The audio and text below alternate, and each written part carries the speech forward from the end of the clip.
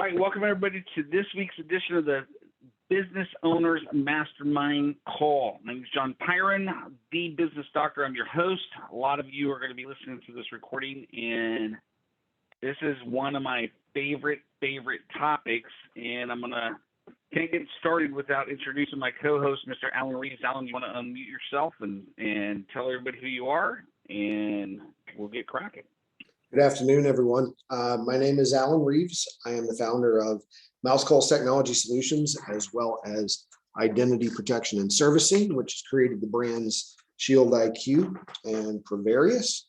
Been doing technology and the like for just over 24 years, and thrilled to be here every Thursday with John. Awesome. Fantastic. Okay, so we're talking about sales today. This is my absolute favorite topic. It's something that I've been doing now for 31 years. It is the one area that scared the living heck out of me when I first started a business. I remember back in 1990, October 28th to be exact, about 7:30 in the evening, when Jay Kachita said, hey, you know what, you want to join the Amway business? I'm like, he goes, that car you saw my wife driving, we paid for it with cash. I'm like, I'm in, dude. And he goes, okay, it's $147. I'm like, well, we'll have to wait till Friday because I don't have the money. I was working at a gas station at the time. And so, but I went through computer tech school and had worked at Hewlett Packard for 3 months, and I'm like, I don't want to fix it. And ultimately, I want to build a business, so I thought this would be the route that I can go where I can learn how to build business. And literally, it was a struggle for 3.5 years because this guy wanted me to go out and talk to perfect strangers and have a conversation with them about me and the business. I'm like, I don't talk to, strangers. I was taught when I was growing up, don't talk to strangers, right? And so I hated salespeople, just absolutely hated them. I thought they were the scum of the earth because I grew up in the 70s and 80s, and for those of you that are in that generation, we'd be sitting down as a family about 6 o'clock, having dinner. Next thing you know, the phone starts ringing over and over and over again. It's like, hey man, I want to sell you 5 years of subscription to Vibe magazine. I mean, it was just an onslaught of cold call people, and that was my interpretation of what a salesperson was. And so when I became an adult, I'm like, there's absolutely no way. I don't want to be associated with that. And so that business failed. And I took it very personally that I had failed in the business because I was afraid of sales. Hid in the warehouse for a couple of years. Long story short, injured my back and got back in. And so I re-engaged with a guy named Dave Vanny in 1996, February 11th, 1996. Don't ask me how I remember these dates. My wife is always saying, man, you remember dates. I'm like, I don't know. But I literally mentored with him because he was a sales professional. And I said, man, I hate sales. I don't want to learn how to sell, but I know that if I don't learn how to sell, I will never build business. So I'm going to set my ego aside. And this is where most small business owners struggle, because I've been helping small business owners build companies for years now. The one area that they avoid like the plague is sales. And that's what our topic is today, is sales. Because they first start a company, they usually leave their employer. They bring over a couple of clients that they had at their employer, or they talk to their family and friends, and it usually lasts for about 1.5 years, maybe 2 years. They build a good business, and then all of a sudden they run into this wall because they realize, I don't know how to generate leads. I don't know how to create something from nothing, and that's sales. And so that was me. And so they taught me how to generate leads. And I'm going to go through a sales process right now. So we're recording this, so I'm going to talk fast, but you can take notes. Alan, can you manage to chat with them? Because I am going to just talk. The audio is not clear. No. My audio is not clear. I'm going to hang up and dial back in. Give me 1 second.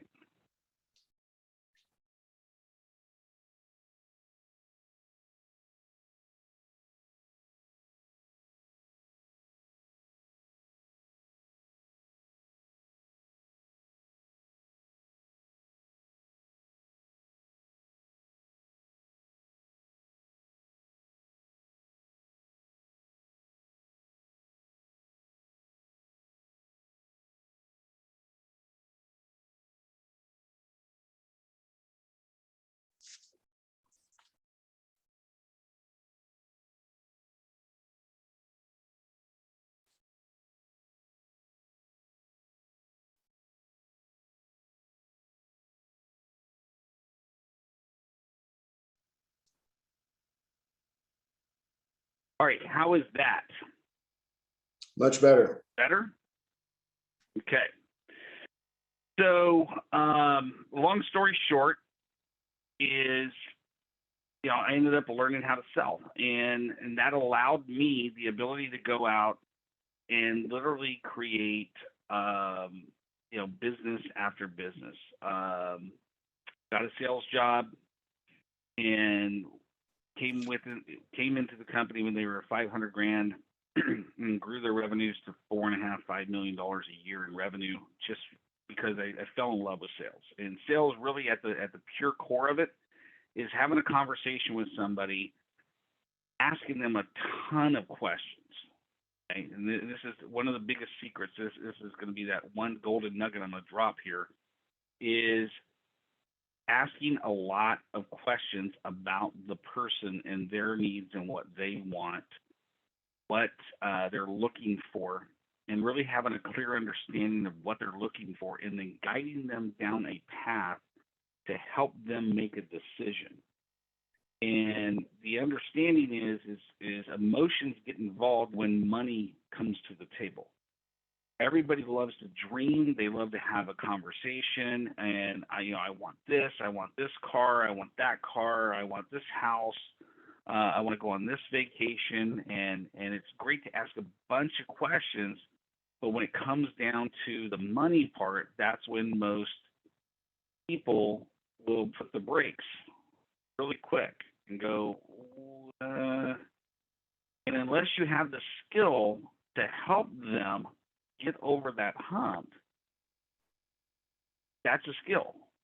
But also, what I realized is my job is to help them overcome their fear. That's my job as a salesperson. And so it wasn't until I had been in sales for 22 years and already built lots of companies did Eric Laughlin really give me one of the best definitions I've ever heard for a salesperson, and that is selling equals service. Sell from honesty, integrity, and compassion. Selling is about leading. Selling is about moving people to action. And so when I embraced that definition, it opened the floodgates. And so I'm going to repeat that definition again, because he told me, because I didn't realize after building all these companies and having a lot of success in sales and that I actually had a resistance to sales. I was shocked. I was like, I was supposed to pick up the phone and make all these calls, and I'm sitting there staring at it, and I'm like, you know what? There's some files I need to take care of. Oh wait, you know what? I got to balance the checkbook. Every excuse known to man that you could come up with to avoid picking up that phone. And I was sharing this with Eric, and he goes, "You have a resistance to sales." I'm like, how is that even possible, dude? I already built $3 billion company. How is that even possible? He goes, you have industry knowledge. You built 4 IT companies. You have industry-specific sales knowledge, but you don't have basic sales skills. Lead generation, appointment setting, how to build trust and rapport, how to identify a customer's needs, how to put together a presentation and share the benefits of that presentation, how to close, which is nothing to do with sales, by the way. Closing is a whole separate skill set. How to handle objections, how to follow up, how to qualify. You've never been professionally trained in the art of those separate skills. You've been very specifically trained on, okay, if I have an IT client, I need to do this assessment, I need to do this proposal, I need to give them some references, and I can close it. And it was very industry specific, but when I started trying to apply it to other industries, I fell flat on my face. I couldn't figure out what the heck the problem was. And so what I wanted to talk about today is just a basic sales process, how to create a sales process for you and your business and any business that you want to build in any industry. And for those of you that want to reach out to me or Alan, and I've given Alan this training for a while, we want to help you. And so it really comes down to, in order to sell anything to anybody, you got to have a lead. You have a lead. And a lead can come in many forms. It could be a referral. It could be an absolute cold lead. It could be a lead where you warm it up. Leads come in many shapes and sizes and all that stuff.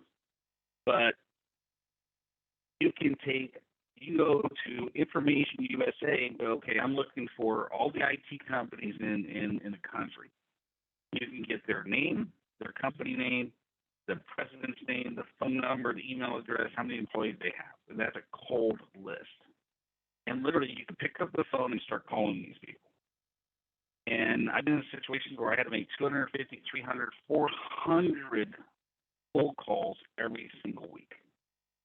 Get 3 people that would run an appointment with me. I'm going, there's got to be a better way. This is driving me crazy. And so in 2003, I invented a system called the Marketing Touch System. And I said, okay, let me put my mind in, let me put myself in my prospect's shoes. There's 2 things that they need to solve. Either they need to solve a pain, or they need to satisfy a pleasure. And one of the things I've learned over the years, people will pay a crap ton more money. They will go into debt. They will borrow money from the dearest relatives that they have to solve a pain. They won't do that for a pleasure. And so my job as a business owner, because this is a business owner's mastermind call, but in reality, for salespeople, is I need to identify what is the pain that my client has. What is the pain point they have? What is keeping them up at night? What do they solve? Now, this becomes very easy. You have an existing client base. So if you have an existing client base, it's very simple.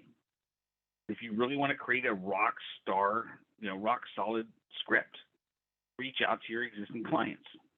You go, hey, I'm just curious. Why did you become a client? What was the tipping point where you chose me versus all these other people? What was it? What was the pain you were going through? And I want to make a list of those things. And every industry has different pain points. Okay? What was the pain points that you had that made you be open to having a conversation with me? What is it that I said? What is it that I did? So what I tell existing clients right now that I bring on, especially ones that have existing client bases, and I brought on 5 clients in the last 45 days, combined total 10,000 clients. And so I said, okay, the one thing we got to get down is that approach. So we need to select 10 to 15 of those clients, and we need to reverse engineer how you got them as a client, because the buyer fingerprint will tell you, okay, I got the lead from here. I contacted them this way. I set an appointment. I had a conversation. I asked them some questions, and I presented, and they bought. And so it's called a buyer fingerprint. It tells you exactly what you need to do. So once you have it down, then it becomes a system. And that's what Eric Laughlin taught me. Sales is a system. So you have to figure out what that system is for you. So in my business, and Alan's business is a little different, is somebody refers me somebody. I have an email signature that has enough information in the email signature to convict me at what I do. So if you don't have that email signature is very powerful. So when I get a referral, somebody referred me to somebody, I'll respond, hey, thanks a lot for the referral. I really appreciate it. Hey, Joe, it's nice meeting you on email. Below is my online calendar link. Please set an appointment. So that's one of the other things is make it easy for the prospect to set an appointment. Eliminate the friction points.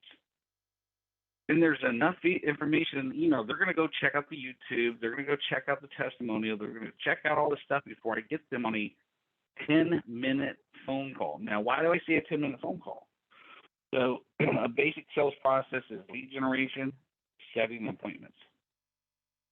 And where most salespeople struggle is they say, hey, Mr. Prospect, I'd love to come out and meet with you and talk to you about my services. Well, in the prospect's mind, it's like, this could be an hour. This could be a half hour. And so if you picture a teeter-totter, and some of you are young that are listening to the recording, you probably don't even know what a teeter-totter is, but Alan knows, and Carrie knows, and I think Christina knows. You have a teeter-totter, you have a thing in the middle, and whatever weight is on one side is how that thing is going to tip. So when you're when you're calling somebody, whether it's cold or whether it's warm, understand that teeter-totter is tipped this way, and over here you have time. I'm asking for the person's time. I have to add enough value over here to tip that, where now they're willing to give me the time. And if I'm looking for a 30-minute face-to-face or an hour-long appointment, I have to add a tremendous amount of value here to tip that. And so what Steve Alpenton taught me back in 2015 is stop doing that. Ask for 10 minutes first. Put a qualifier in there, because it's a lot easier for somebody to commit to a 10-minute phone call than it is for them to commit to a half-hour time, because they don't even know if you like them, if they like you, or even if you like them. So why would you give away? Forget that. He didn't say it this way, but pretty much this is how he took it. It's like, forget giving away. Stop giving away your time. Make sure it's worth giving away your time. And so here's a script. This script is gold. And because if you're going after business to business, if you're going after business consumer,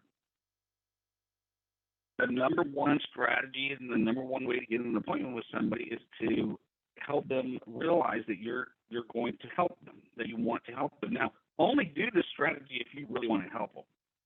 Okay? And so when I call people up, if I was calling Alan Reeves and I go, hey, Alan, let's role play this real quick.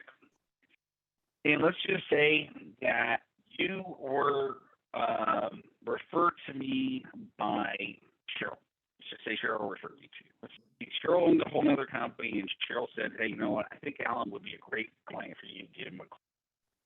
Okay? Now I'm going to call up Alan. Alan's going to answer the phone. Hello. Hey, Alan. John Pyron. You and I don't know one another, but Cheryl Cobbin, Cheryl, how do you pronounce her last name? Phil and the Lee. You're gonna get it for that. Hey, Alan Reeves, John Pyron, you and I don't know one another. Cheryl Falemini referred me to you, recommended I give you a call. Give a quick second. This is fine. Okay. Perfect. So Cheryl tells me that you're a business owner, you own an IT company, and I was just looking at your website, and I'm just curious, is there a time where you like to spend 10 minutes on the phone I would love the chance to get to know you and your business better and see if there's anybody in my network that would benefit from your products and services and vice versa. You have 10 minutes this week or next week? I can spare 10 minutes this week. Going off script, John, your audio is cutting out again. Bluetooth thing, dude. So hold on. How about now? So much better. Okay. So, so basically that script was designed because if you think about it this way, I can call them up and I can sell them one time. Okay. And I can focus on my product and service and I can go and sell them and be done. Or I can have a conversation with them and figure out what their pain points are and what their needs are. And I can not only sell them my product or service, but I can sell them lots of different products and services because we as human beings have needs, whether we're an individual or whether we're a business. And so I learned this secret years ago that I can make $1 million a year as a business with 35 clients versus 3,500 clients. I can go out and sell 3,500 clients one time. Take $1 million. I could sell 35 clients one time, 2 times, 10 times, 20 times, 30 times, and put 6 or 7 people that I feel that can help them out into their business, and they become my client forever. The one way, yeah, I'm a car salesperson. I just want to churn and burn, right? But if you go back and read the book, the Little Red Book by Joe Girard, he's in the Guinness Book of World Records for car sales, and he did stuff that people would never do. He got to know every single one of his clients, and he not only wanted to sell them a car, but he wanted to sell their kids a car, their relatives a car. He wanted to sell them cars for the rest of their life. So he did a tremendous amount of energy invested into the relationship. And so pure sales as a business owner, and I'm gonna kind of close it down and open up some questions. Pure sales as a business owner is simply this: find somebody you like. You like them, okay? You got to really want to help them, and then get to know them and find out what they need, what they want, and whatever they need or want, help them get that. That's where selling equals service. Sell from honesty, integrity, and compassion. Selling is about leading. Selling is about moving people to action. So if I'm an IT company like Alan, I already know I'm going after business owners, going after small business owners. They can be a single entrepreneur. They can have 10 employees. They can have 20 employees. I know this for a fact. If they're a business owner, they have problems. Fact. Okay. If they have employees, they really have problems, okay? If they have employees and they've been in business for 2 years, they have problems, okay? And so all I got to do is qualify them and go, first of all, do I like you? Can I see myself spending time with you? And so it really sets, the reason I came up with that 10-minute qualifier script is it evens the playing field. It puts me in a posture of I'm doing some of the buying here and you're doing some of the selling. You're doing some of the buying and I'm doing some of the selling. So if I was to call up Alan and go, hey, I want to get to know you and your business and see if there's anybody in my network that can benefit from your products and services and vice versa, I'm speaking from a place of truth. And it's important. Now, if you're listening to this recording and you're thinking about using this from a manipulative standpoint, it's like Dale Carnegie said in his book, How to Win Friends and Influence People, they'll sniff that crap a mile away, okay? So only do this with people that you really want to help. That's why I do a 10-minute qualifier appointment. I really want to understand, do I like this person? Do I want to help them? You know? And once I help them solve their problem, like, you know, if I was selling an IT service, like, hey, what's the biggest problem you have? What, you know, when you wake up at 2:30 in the morning or 3 in the morning, what's the first thing that kicks through your mind? What's the biggest pain point you have? Well, you know what? We got this employee and I'm sick and tired of them, and I don't know how to get rid of them. It has nothing to do with IT, but I would say, hey, if I can help you solve that problem, would it be worth a 10-minute conversation? Yeah. If I knew somebody who can solve that problem, would you want me to refer them to you? Yeah. I'm going to help them solve that problem first. And then I have a right to go and talk to them about my services, and they'll let me do it. Right? So in sales, it's really about service. It's about identifying who your target market is, finding out what their problems are, figuring out ways to solve their problems. And once you help solve their problems, you get to talk about whatever you want because you've developed a relationship. Okay, so that's my sales tip for today. So with that said, I'm going to open it up. Anybody want to comment? Anybody got any sales tips, stuff that they would like to talk about? Any questions that they have?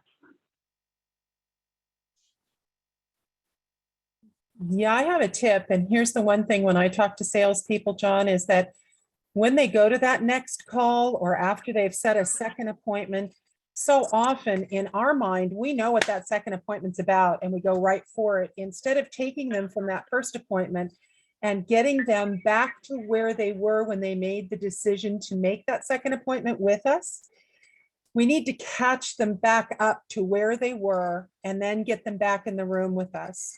When we were last together, I know we made an appointment to talk. What is it that you remember we were going to talk about? Or it could be any of those things. Where were we last? What made you decide to sit down with me today? What did you hear that made you decide to set this appointment? It really helps bring them forward and out of where they were. It's a pattern break for them. Yeah. And you point out one great thing, and that is follow-up, right? So Carrie and her business partner Jessica are literally. I'm a prospect right now, but soon to become a client. I have a feeling, right? So, so they've already walked me through the process, and they set an appointment, and I canceled. Had something come up. Okay, they set another appointment. I canceled. Something came up. So now we have I don't know if this is the third or fourth appointment that we're trying to get together. Who knows? But the point is, I said I was interested. Right? So how many times, I'm going to ask you this, Carrie, because I already know what I think you know what the answer is. How many times should Carrie follow up with me before she just kicks me to the curb? What do you guys think? Now there's no curb. The curb. Huh? I said no curb. There's no curb to kick you to. There's no what? There's no curb to kick you to. You continued to say yes and tried to get there. Yeah.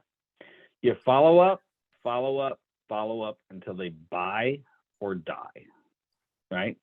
And what I mean by die, they say, don't ever call me again. Lose my number.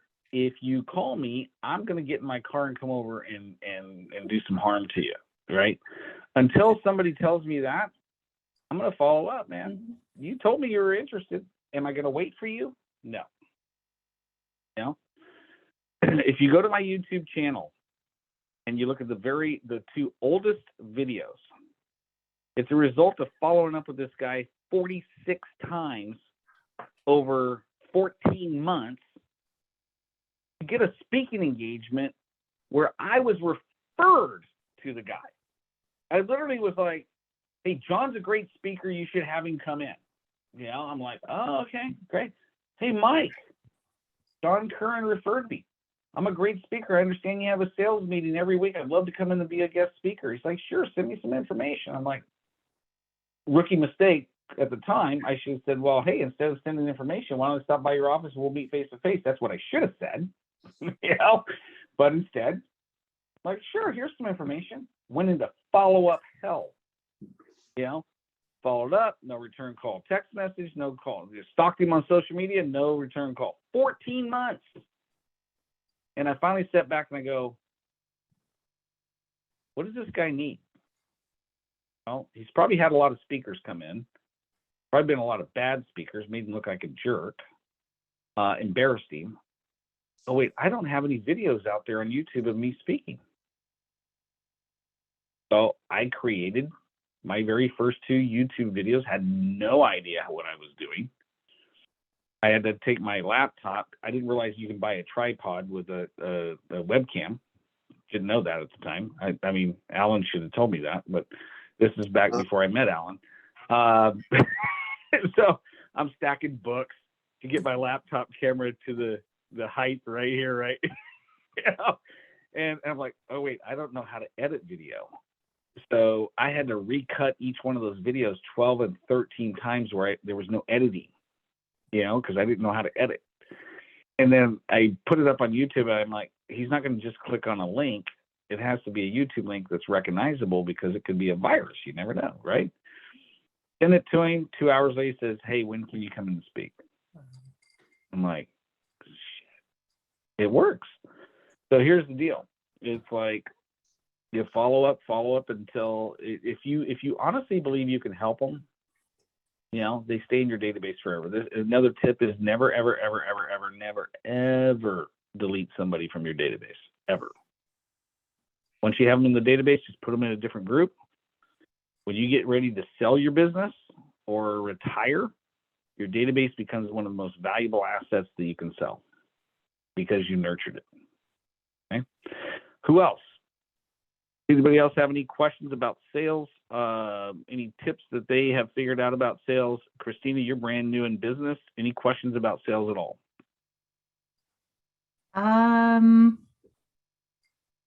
Not at the moment. I'm still getting people ordering cups, so I think I'm doing pretty good on selling it.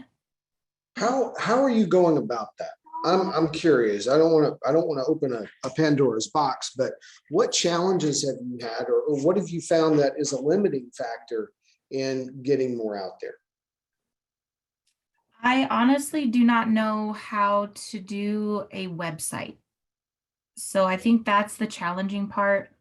All I have is just a Facebook page right now.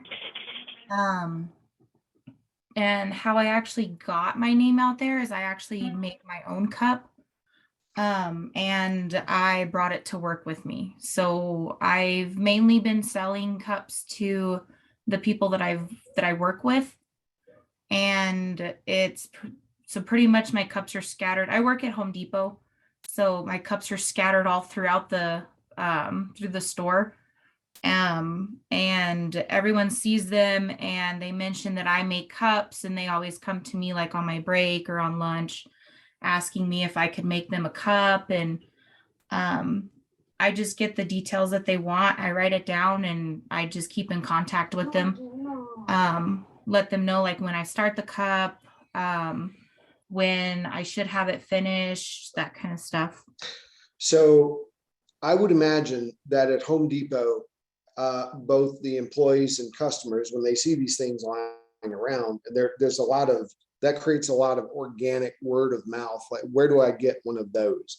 How can I get one made for me? Or how can I get one that says this? Is that correct? Correct. Yes.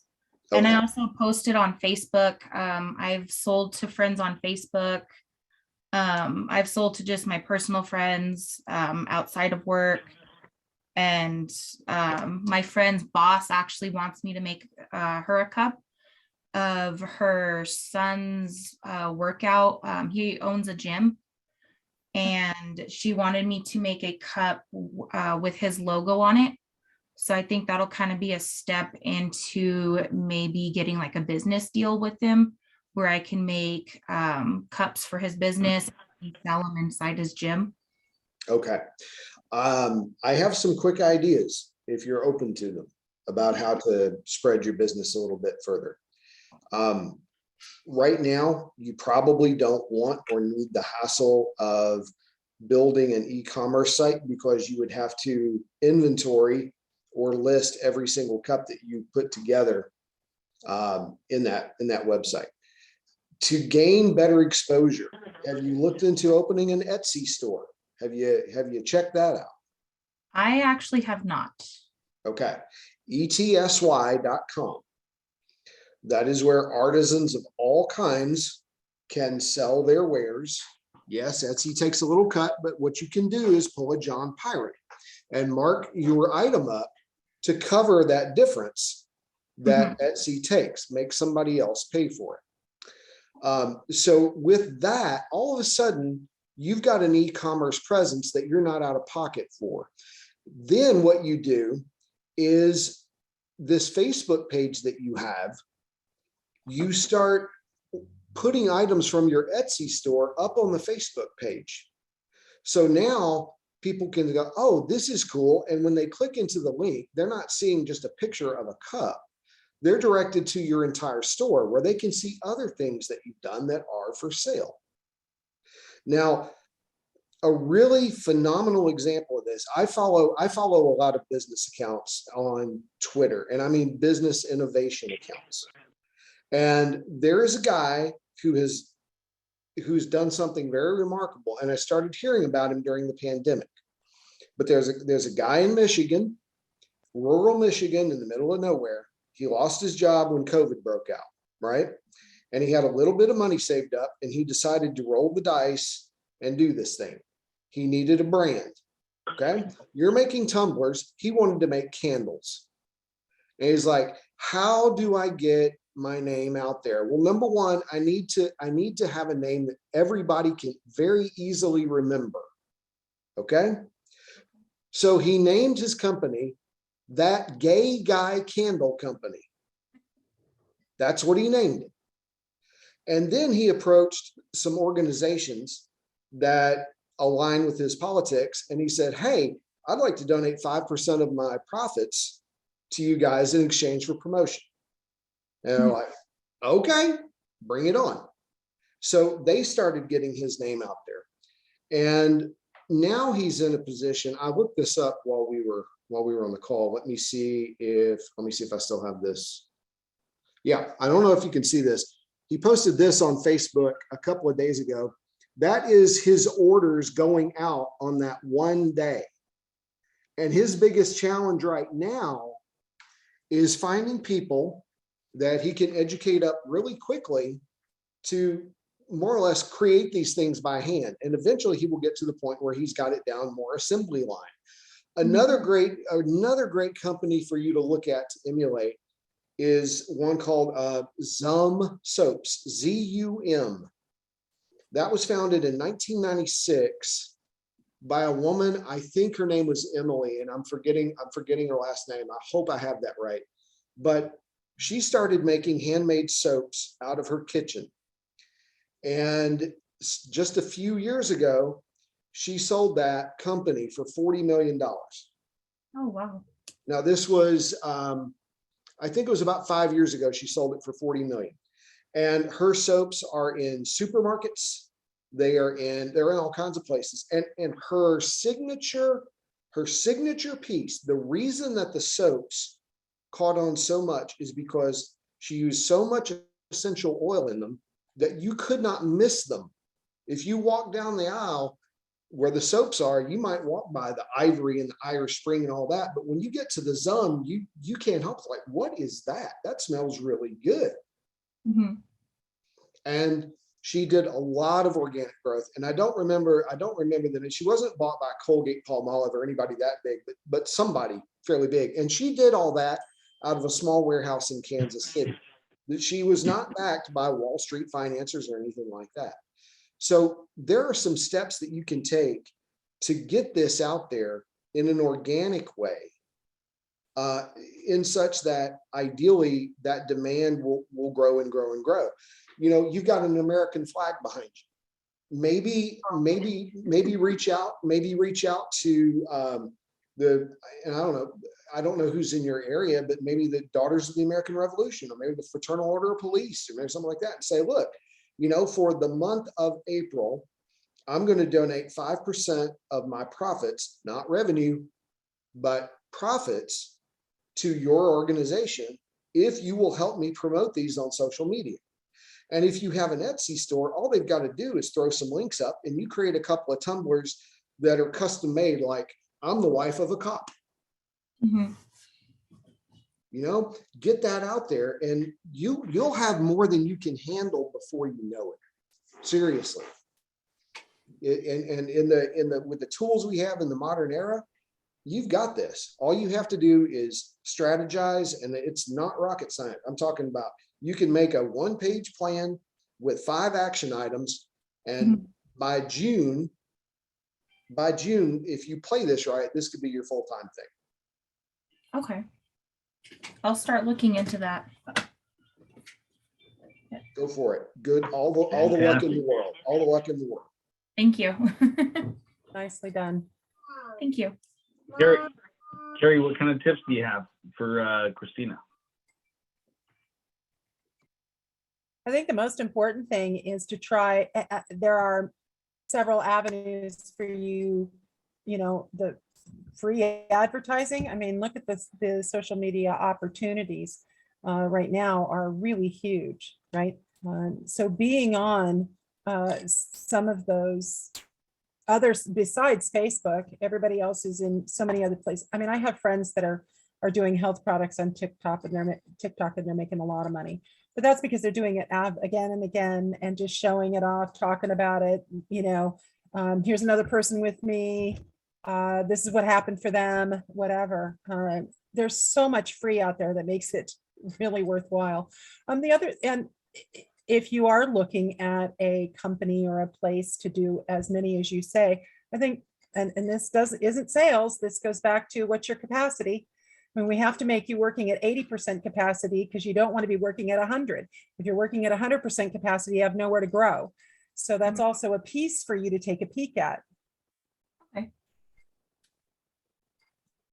Fantastic. And so my my input would be, because Alan had great ideas, Carrie had great ideas. I mean, and one of the things that I want to point out, because we're going to use, so just a disclaimer before I actually go into this, so all 4 of you are aware about what I'm about to do, is we're going to create a promo video for this call, like right now. Okay. And so we're going to cut this piece out, because this is a perfect call where we have Alan, who's been in business 24 years. We have Carrie. How long have you been in business? Which business? Total in business. I mean, I've been in business for myself for a very long time. She's not going to tell us she's like, no, I am not. It's like asking her age, right? Yeah. So let's put it this way. She's done a great job. Okay. And for myself, so you've got combined total of at least 60 years or more here in expertise in business. Now we have a brand new person here that's just getting started in their business. You're an employee, and you're wanting to ultimately fire your boss, and do your own thing. And so it kind of takes me back to May of 2014. My client, Stephanie Scheller, came to me, and she was an employee working for a company, and she's like, I can't do this no more. An event led to her in the parking lot getting chewed out by her boss and being told she wasn't going to get the commission that she thought she was going to get again. And literally he put her in tears. And so it was this switch that went off, and she's like, I never want to feel that feeling ever again. And so we started working together, and within 4.5 months, she fired her boss. 2 weeks before we planned to do it, she just called me up and said, I fired him today. I'm like, what? You were going to do that like 2 weeks later? Well, here we are, years later, almost 8 years later. She's got a thriving business. She's best-selling author of 12 books. I mean, she'll never be employed ever again. And that's what you have here, Christina, is like showing up to this call every single Thursday. Coming here as a hungry business owner. Mm-hmm. You're going to get some great mentoring, and that's the value of this call. And so my number one tip for you is this: implement every single thing that Alan has told you to do. implement every single thing that Carrie has told you to do. Reach out to both of them, friend them on Facebook, Instagram, LinkedIn. The best thing that you can do for them is be to share their business with every single person that you know, because Carrie's business, and she's going to tell us what her business here is in a minute. In Alan's business, you either have a friend or a relative or somebody that either owns a business or they work for a business, and it's a prospect for both of these people. And so one of the things that you can do to expand your business so fast is look for, okay, how can I help Alan? It's called person of influence. How can I add value to Alan's business, and how can I get him more customers? And in exchange, what Alan's going to do for you is he'll promote you. Like, Alan's got lots of customers that could use tumblers. Mm-hmm. You know, a typical small business around Christmas time or around any time of the year would love to have their logo put on a cup, okay? Mm-hmm. Put on a tumbler. It's a customized tumbler. Mm-hmm. But the way you're going to get Alan to do that for you is to get to know him, to go to Mouse Calls online and understand that his company focuses on the home user, the solo entrepreneur, or anybody that has employees. And the one thing that his customers say all the time is, Alan and Cheryl, the number one thing they do for me is they help me not think about my technology. I don't have to deal with it. Like, I get to do my business, and if I have a problem, I call them up and they take care of it right away. Well, guess what? You know, friends, family members, relatives, employers, past employers, all your friends who work for employers, that could be a great lead for Alan. He can do business anywhere in the country. Carrie, expert at interest savings. She's an interest savings specialist. She has the ability to take all the money that you deal with and do some magical stuff, okay, to not only eliminate your debt, right, but also how to leverage that cash to put more money back in your pocket. Well, that applies to every human being on the planet, Mm-hmm. you know, and you probably know a ton of people that could benefit. So my number one sales strategy, and this is the go-to strategy every time I start any new business, is I go, who's got my customer? Who has got a huge audience of my customer? You're looking for people. You're looking for an individual or a business that has people, and you want to sell a tumbler. So here's two people that have thousands of people in their network, that if you go, how can I help Alan? How can I help Carrie? How can I get them a lead? This is sales 101. How can I get them a lead and brag about their business and show them some social currency love? And once they land a customer, all of a sudden they're like, man, I need to help Christina out. You know? Mm-hmm. And so let me promote Christina's tumblers. Next thing you know, you got people from Nashville, you got people from California, you got people from all over the place wanting. No, I'm not talking to you, Siri. Stop. You got people from all over the world now because you're tapping into other people's networks. So person of influence has always been and always will be the holy grail to lead generation. And that is, everybody has a network that they have influence with, but not everybody's a POI for you. A POI is somebody that has a high percentage of your target inside their network. And what you have to figure out, and this applies to all of us, what you have to figure out is, how can I add value to their network first that would benefit their network? Either giving them a lead, giving them a customer, adding something of value, something that they can sell. You know, you can go to Alan and go, listen, man, every single one of your customers are a candidate for me. So here's what I'm going to do for you. For every I'm going to give you 15% of the profit on every tumbler that gets sold to anybody that you promote to me. The other thing I'm going to do is I'm going to go out at least once a month and I'm going to find 5 or 6 new customer candidates for you. I'm going to talk about mouse calls and the great stuff that you do. In fact, I'm going to become your client, okay? And have you deal with me first. That's why I'm becoming the client of Carrie's. I'm going through her process for a very specific purpose because I need to have a personal experience. And I've gone through their process. Now, I haven't canceled on them on purpose just to see if they would follow up on me, although Mark Cuban does that. But when everything is said and done, and I go through their process, and I have a good, positive buying experience, I can talk about her till the cows come home. Because all I got to do is share my story. Alan, I can talk about Alan all day long, because I'm a client of Alan's. Alan's a client of mine. I can honestly go to Alan and any customer and go, you know what? You got a computer? You have a problem? You need to call Mouse Calls. And so that's the same thing here is like, you become a customer of both of these two people. It's not going to cost you hardly anything. Get to know their products and services. You go out and share their products and services with other people. You're going to make money in the process from both of them. Okay, so now you have 2 other income streams. Okay, and they're going to buy tumblers from you, and they're going to promote your tumblers to other people. Now you have income coming from there.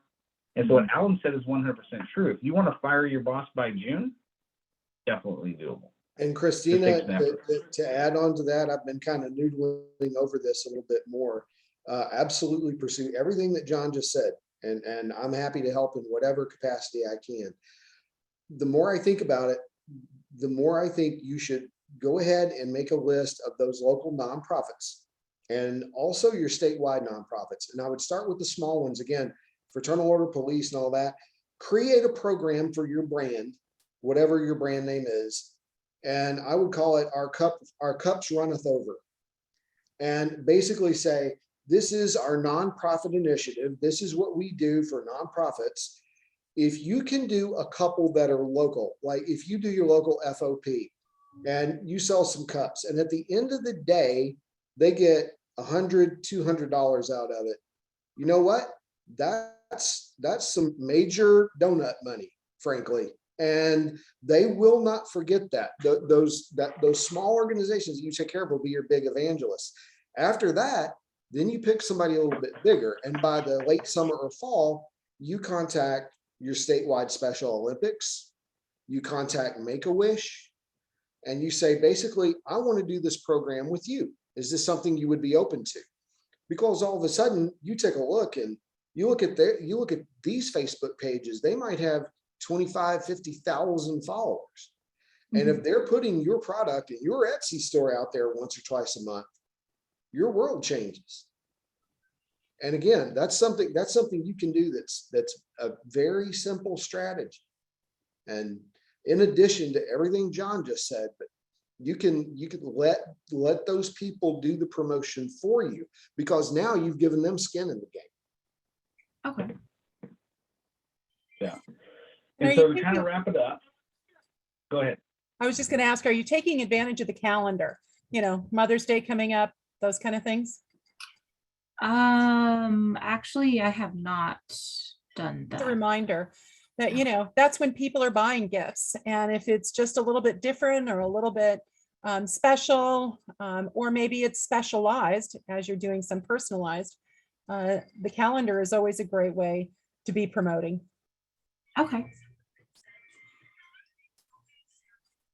So let me ask you this question, Christina. What are your top 3 takeaways from today's call? Research local nonprofits, use the calendar, and help benefit other person's networks so that they can help benefit yours. Fantastic. And that's why, my friends that are watching this, you should join us on Thursdays at 4 p.m. Pacific time, because we're here to help you. great call, guys. Thanks a lot for showing up, and go out and make it happen. Have a wonderful week. Good night, everybody. Thank you for coming. Good night, everybody. Thank you. Take care.